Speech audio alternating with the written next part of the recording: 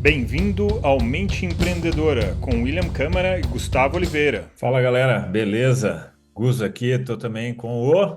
William Câmara por aqui. Boa galera, mais um episódio aqui do nosso podcast. A gente sempre cria com muito cuidado, com muita atenção, com muito carinho cada um desses episódios. A gente está sempre pesquisando temáticas, a gente está sempre conversando com muitos líderes, com muitos mentorados da Upskill. E isso vai nos gerando ideias, vai nos gerando insights de temas úteis para você.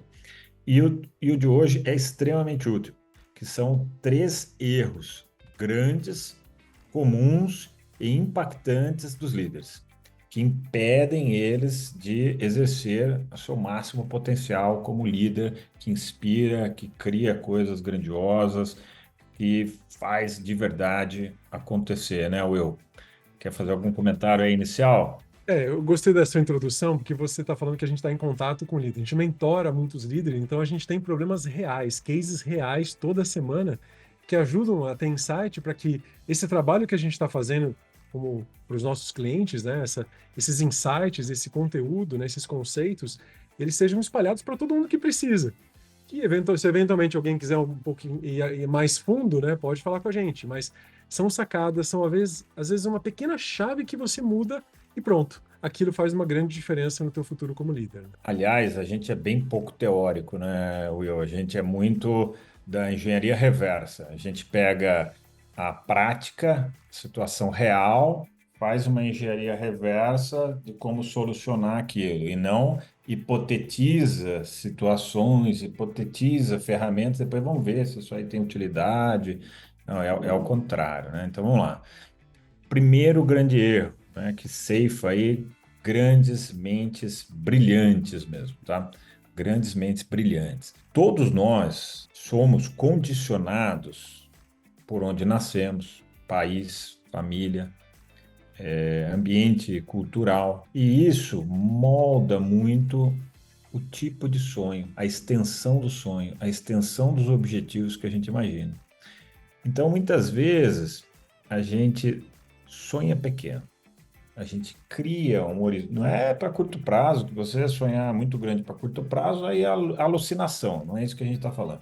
A gente está falando é a visão de longo prazo, tá? O propósito de longo prazo. Muitas vezes isso é muito restrito, é muito diminuto, né? Então, uma situação real, que eu vou contar um caso real meu, né? Eu fui uma vez num evento nos Estados Unidos, onde estava sendo reunido várias empresas do meu setor e estava lá olhando um case de sucesso da maior empresa daquele setor naquele momento e o cara falando, olha, fundei minha empresa no ano tal. Eu falei, opa, fundei no ano tal, tamo junto. Aí ele falou, minha visão era ser a maior empresa do mundo dentro de alguns anos. Aí ali já dei uma, sabe, uma murchada, assim. Falei, puta, merda. Putz, não pode falar isso, não, me desculpa. Caramba, o cara pensou nisso e eu pensei que eu queria ser a maior empresa do interior do estado de São Paulo. Olha que pobreza de espírito, né? Não que seja errado isso, mas para mim soou como uma pobreza de espírito própria. Aí ali na hora já mandei mensagem para. Primeiro eu conversei com a turma que estava ali na mesa, né? Expliquei a situação para ver se eles concordavam comigo. Alguns concordaram, alguns não entenderam bem o que eu estava falando.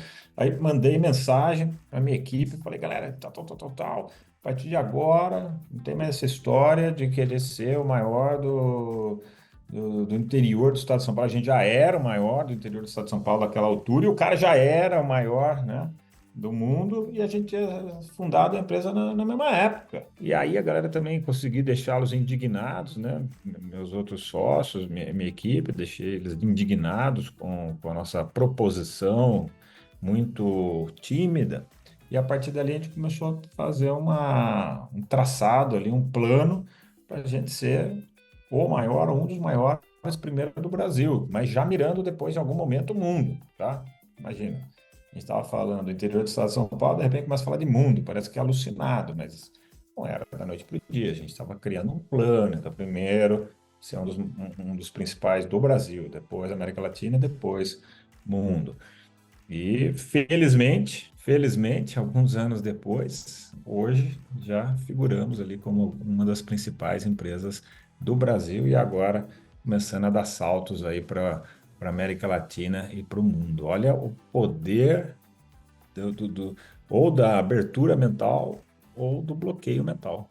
Quer comentar alguma coisa sobre isso, Will? É um ajuste, você fez um ajuste de sonho. Então, assim, só para deixar claro que sonhar pequeno e sonhar grande é a mesma coisa, é o mesmo trabalho, né? É só uma questão de você implementar gradualmente, né, um processo, um cronograma para esse crescimento. E você comentou no início, né, a dimensão do sonho, ela é válida. E você deu um exemplo muito interessante, que eu adoro esse exemplo, que ele me inspira, né?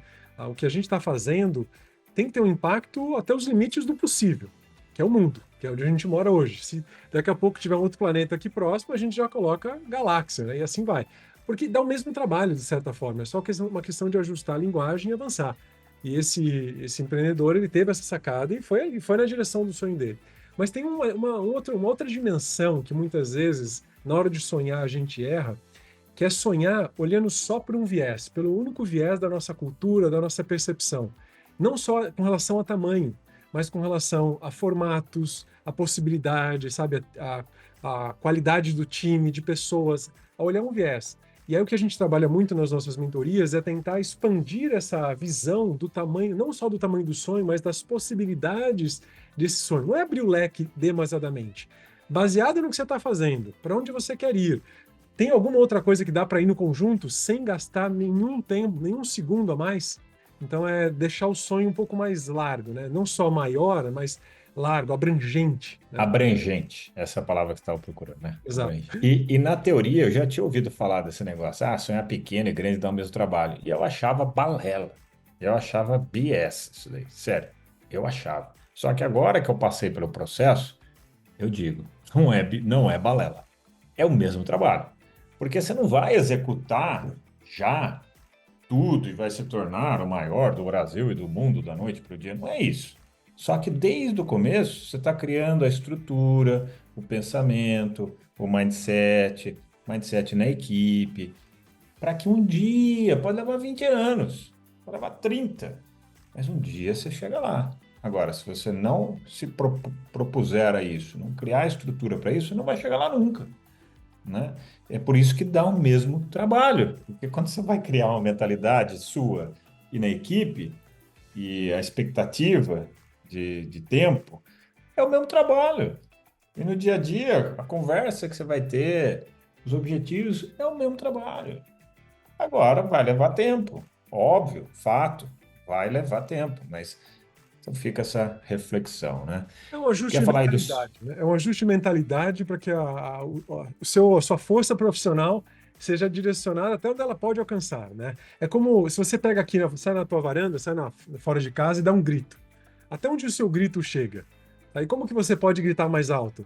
Publica na internet, pronto, o mundo inteiro vai te ouvir. É mais ou menos isso, é escolher o veículo, né? A forma de colocar a tua mensagem, a tua missão, a tua manifestação adiante. Bom, Gus, vamos falar do segundo erro que os líderes cometem na hora de querer expandir, de querer crescer, né? Achar que o sucesso só depende dele mesmo. Será que o sucesso daquele líder só vai depender dele mesmo? E a resposta é bem clara e direta. Você pode ser o melhor líder do mundo, se você não tiver gente para ir com você, você não vai chegar tão longe. Talvez você chegue rápido ali na montanhazinha, né? Mas você não vai chegar no pico mais alto. Então, networking, conversar com pessoas, construir relações, dedicar um tempo para construir relações, né? Valorizar o networking pode ser pode te dar um excelente retorno, né? E não apenas conexões, né? Por exemplo, semana que vem nós estamos indo para um evento no Rio de Janeiro, um Web Summit, onde o objetivo é fazer conexões com empresários do mundo inteiro. Então, isso tem um valor para a cadeia de crescimento, né? Possíveis relacionamentos para vendas, para investimento, um montão de coisa. Mas é um networking profissional, um networking com pessoas que às vezes não são da tua área, que podem trazer insights que você não conseguia enxergar. Eu lembro muitas vezes quando a gente estava criando o Upskill, você trazia uns insights de uma executiva de uma outra área completamente diferente. Eu falo, nossa, ela nem sabe, ela pode até saber, mas ela não tem detalhes da nossa operação, ela está dando um insight valiosíssimo. porque essas conexões, essa troca, né, com o network vale muito a pena, né? Você quer comentar sobre o network? Eu tenho mais um elemento falar sobre equipes, mas eu sei que você tem um ponto aí de networking. Sim, muitas vezes, né, o empreendedor, ele é muito autocentrado, ele é muito pragmático, ele é um rolo compressor de pragmatismo e execução, tá tudo certo com isso. Só que às vezes ele se esquece que quando ele está cultivando o network, ele não está enrolando, ele está trabalhando. Parece que o empreendedor muito, né, ferrenho fica com a sensação de que fazer network é não trabalhar, é fazer oba-oba. Só que esse oba-oba, teoricamente oba-oba, ele vai ser um acelerador, um catalisador para que as coisas aconteçam no médio e no longo prazo, ferrado, né? Então, se você é um empreendedor que está nos escutando aqui, você se identificou com esse sentimento, até porque imagina como é que eu aprendi isso, né? Na prática. Então, hoje, eu valorizo demais cultivar network. E cultivar network é como cultivar amizade, é como cultivar um relacionamento. Você tem que estar fazendo sempre. E não é, e não pode ser por interesse único exclusivamente. É por ganho, coleguismo, até amizade, sabe? Então, é transformar muitas vezes parceiros, alianças e clientes em amigos.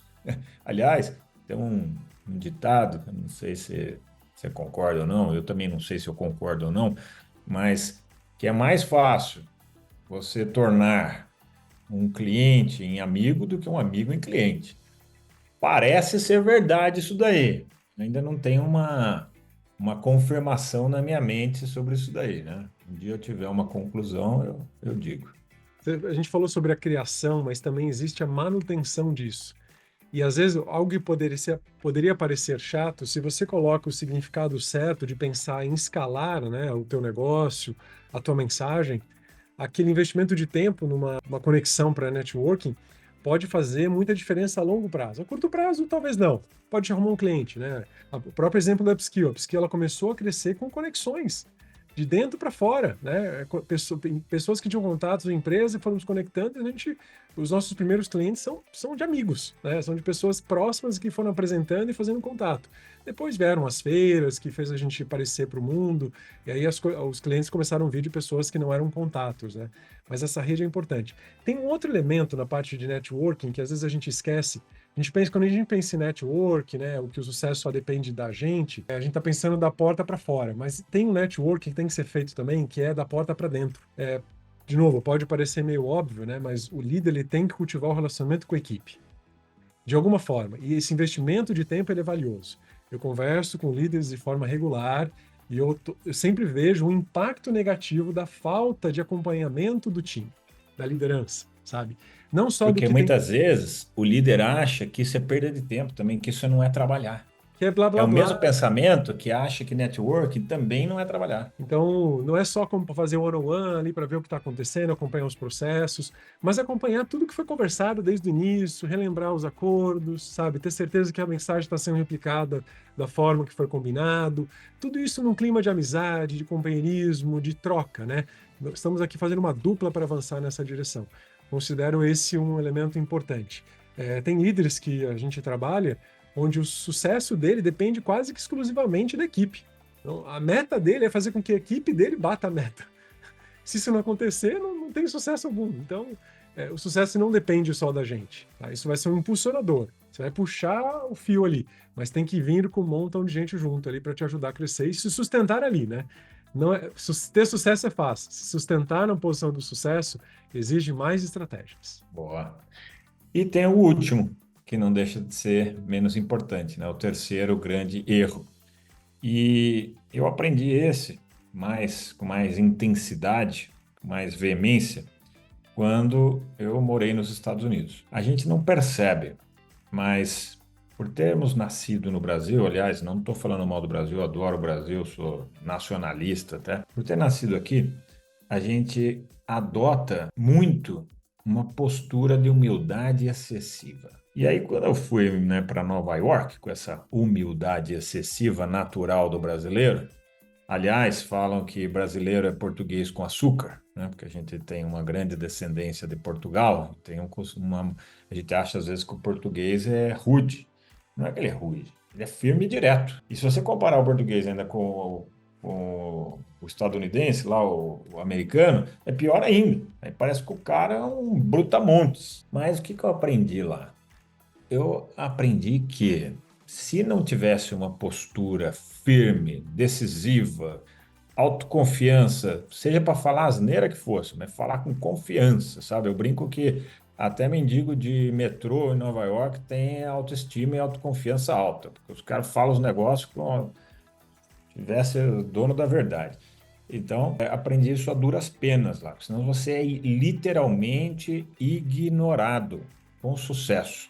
Você tem que ter uma postura muito intensa, muito firme. Agora, a gente tem que cuidar para que isso não se torne arrogância. Não estamos falando de arrogância, tá? Estamos falando de postura, posicionamento, firmeza, autoconfiança, de quem sabe o que está falando, quem sabe o que faz, sem ficar água com açúcar, sabe? Sem ser ignorante também. Então, aprendi isso lá a duras penas, né? Então, precisamos adotar isso como líder, né? Essa confiança, Gus, está muito ligada ao quanto que você viu do mundo. Porque se você não viu, se o mundo é um mistério para você, né? Se o que existe ainda é um mistério, você não tem certeza se o que você tem realmente é algo valioso, você fica ali quietinho, como se, não tenho certeza, você vai mais de forma comedida, né? Agora, na medida que você se permite ampliar os horizontes para ter certeza que a tua mensagem ela tem valor, você tem que expressar isso com confiança, senão você não vai ser ouvido. Ninguém ouve quem não sabe, não tem certeza daquilo que está fazendo. Por exemplo, atualmente hoje nós temos uma metodologia, nós temos um grupo de mentores que atendemos, que usamos no Upskill, que ele é fora do comum, não tem igual no mundo, e a gente sabe disso. Criamos uma plataforma com metodologia exclusiva, validada por uma universidade do Canadá, que atestou o nosso framework de desenvolvimento de liderança. Temos mentores, são colegas de décadas que estão ali trabalhando para desenvolver a autopercepção, habilidades de liderança, habilidades do futuro, para que o líder prospere no futuro. Então a gente fala com vontade, com certeza mesmo. Eu vejo, às vezes, alguém me indicando, falando, tem essa empresa aqui que tem mentores tal. Sim, são pessoas de mercado que já têm uma expertise, mas elas não têm a nossa metodologia. Isso tem um grande valor, sabe? Isso é um grande potencializador desses elementos que vão gerar autoconfiança. Então a gente fala com muita confiança mesmo, né? Então a nossa vida profissional está sempre evoluindo. Então quando a gente percebe que está dando um tropeço, tem que parar, veja onde que você pode aprender e seguir adiante. E essa parte do ego, ele tem que ser o nosso herói, não pode ser um vilão, não pode ser alguma coisa que diminui a gente, né? Tem que colocar a gente para cima e para frente. Bom, pode ser que você já tenha tido um ou mais desses erros, pode ser que você ainda faça, né, um desses erros. Então fica aqui essas reflexões, esses insights, e a gente espera que isso tenha contribuído de alguma maneira aí contigo, tá bom? A gente deixa aqui para vocês um grande abraço. Esse foi o episódio de hoje. Se você quiser conhecer mais sobre o assunto, sobre todo esse desenvolvimento da mente empreendedora e da mente do líder do futuro, convido você a acessar o meu site gustavooliveira.com.br, que vai te direcionar para todo o trabalho da Upskill e todo o trabalho de desenvolvimento da liderança que a gente faz. Um grande abraço!